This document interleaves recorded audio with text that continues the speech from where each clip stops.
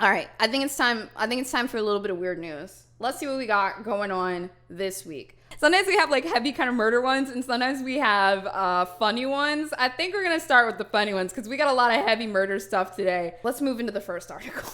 Snake warning, but I hate snakes, and this picture doesn't bother me, actually. Really doesn't. Escaped python bites man's genitals after hiding in his toilet. This is all our... Yo, I feel like...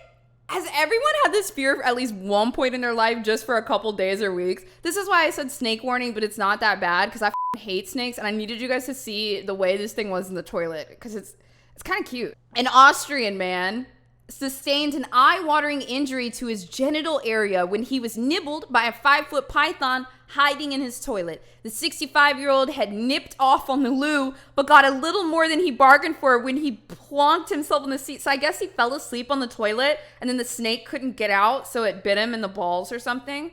The unlucky Graz resident stood up to inspect the bowl, and he was stunned to see a huge albino python staring back at him.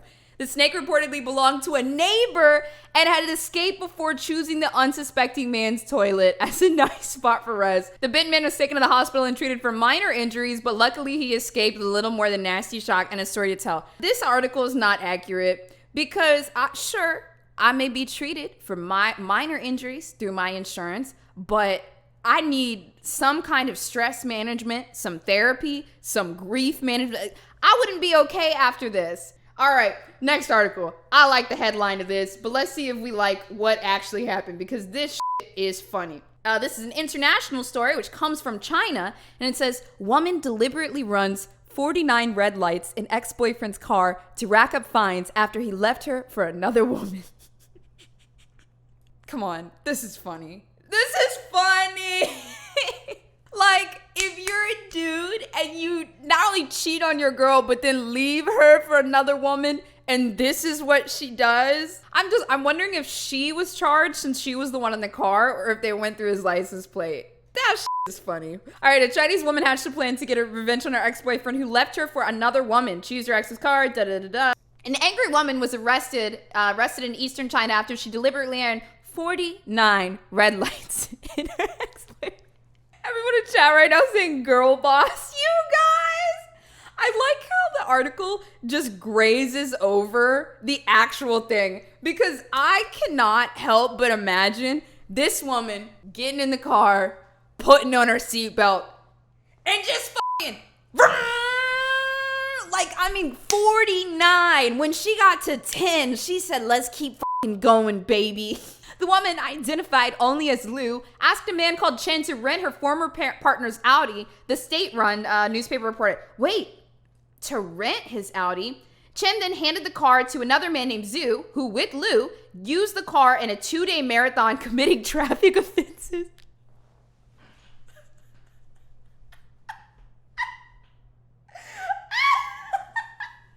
The car belonged to someone known as Kian, who, according to the Global Times, had dated Lou before leaving her for another woman.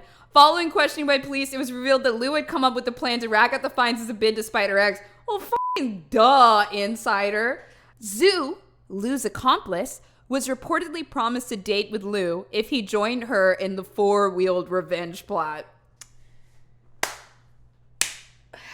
It's too good. It's too good. Woman accused of breaking into dentist's office and extracting 13 teeth from someone. What?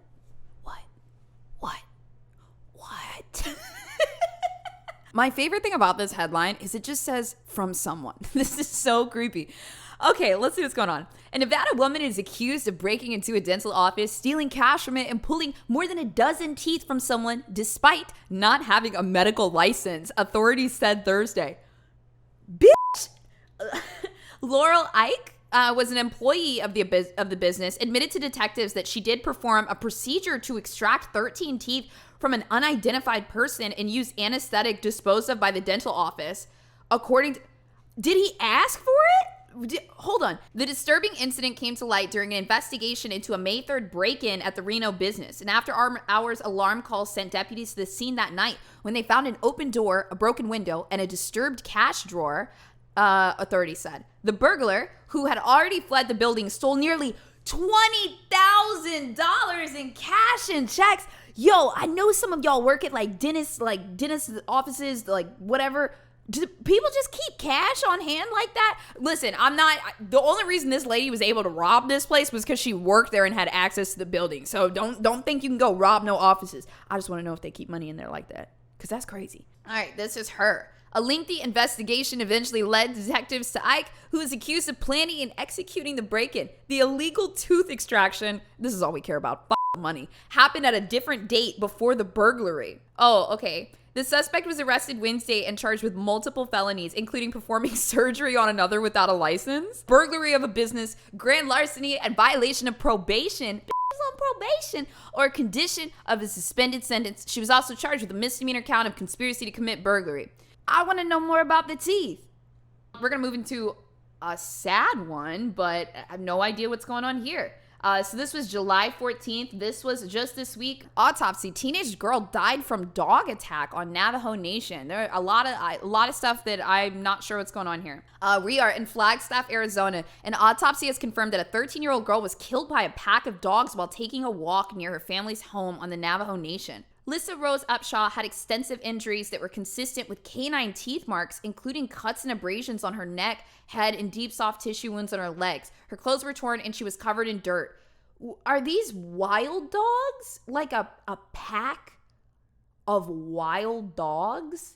While her mother, Marissa Jones, suspected dogs since she saw her daughter curled up off a trail, she had been awaiting the official cause. The deadly attack has renewed discussion across the reservation about how to hold people accountable for their pets. Is this someone's pet? At least a handful of deaths on the Navajo Nation over the years have been blamed on dog packs, and numerous other people have been injured. None of the tribe's animal control laws, which are considered civil offenses, hold dog owners responsible for deaths. Michael Henderson, the tribe's criminal investigations director. Wait, the tribe has a criminal investigation director? Is it because it's considered a different nation? Said tribal charges are being considered in Upshaw's death as authorities gather more evidence and await results for specimens collected from the dogs that belong to a neighbor. Are you kidding me? Who's raising dogs that just randomly attack 13-year-old girls? For what? It's a fucking gang? And also, can the state can't they get involved in this at all. That is fucking devastating. Like, to have your daughter suddenly pass like that, and then they're like, well, there's no law for it, so, and then that's just like it. Esther Wynn, spokesperson for U.S. Attorney's Office for Arizona, couldn't say whether Upshaw's case has been referred to federal prosecutors. Okay, so they can step in. The FBI did not respond to a message from the AP. Jones said her baby girl, who had aspirations of running on the high school cross-country team, deserved more compassion and sympathy from the neighbors who own the dogs and more attention from investigators on this case. Guys, we see this shit all the time. People that commit either criminal acts, this is a criminal act, or just have general bad behavior, like the Victoria's Secret Karen. When you confront them with their bad behavior, they'll downplay your emotions because they don't want to face their bad behavior. And if you're too nice to them, they will keep pushing you and put you down so that you take the blame for their bad behavior. And they'll keep doing it unless you stand up for yourself. But I mean, this is so rough because it's like, what can she do? I feel like the neighbors probably just, oh God. Okay, what is this? The rise of woke coke. Drug dealers are targeting middle-class users with ethically sourced cocaine for $200 a gram to suit their vegan and organic lifestyle. I think that tells us just about everything we need to know. Jesus fucking Christ, these ads. Wait, this is an interesting one, but these ads are killing me, so I'm gonna skip this one. If you've ever wondered what somebody who performs backyard castrations looks like, this is exactly what they look like. Or were these did people ask for these? A Brisbane man with no formal medical qualifications who filmed himself performing backyard consensual castration surgeries on 2 men has been handed a suspended sentence and will be released from jail on probation. Ryan Andrew King, 28, pleaded guilty to 2 counts of malicious act with intent in the district courts of Brisbane this morning after admitting to carrying out genital removing procedures on the men at different times in 2019 and 2020. Is this... What? The court heard the men had sought King out and consented. The court was told King met the men, a 26-year-old from New South Wales and a 66-year-old from Victoria, on a unit interest website. Oh, it's just men that are like really into castration. What is it called when you want to learn? Is it body integrity identity disorder? Oh, yeah. Okay, body integrity identity disorder is a rare condition which persons typically report an intense desire either to be paralyzed or to have one or more of their healthy limbs be amputated. I've heard of this before. Like, these people will literally just hate their arm. And like every day they wake up, they feel like they're not themselves because they have this like arm or something, or it might be like a whole leg. I remember watching this one where this woman had this fantasy for her whole life, and it sounded very OCD to me. It sounded very like intrusive thoughts, but her intrusive thought was, I don't need to have a left leg. I shouldn't have a left leg. My body, like she would always draw pictures of what she fantasized her body looking like with only one leg.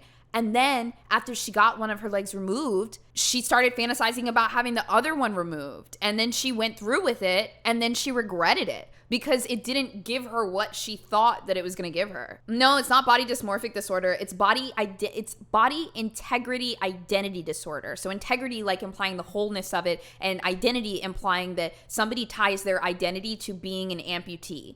It was also told that King, so these guys met on a website where men were talking about castration. Maybe it is a little bit of BIID. I'm not sure though. It was also told King came to the attention of police after the second man suffered complications and needed hospital treatment. When emergency services were called to the hospital, King admitted he had performed the surgery but told police he did not believe he had broken the law.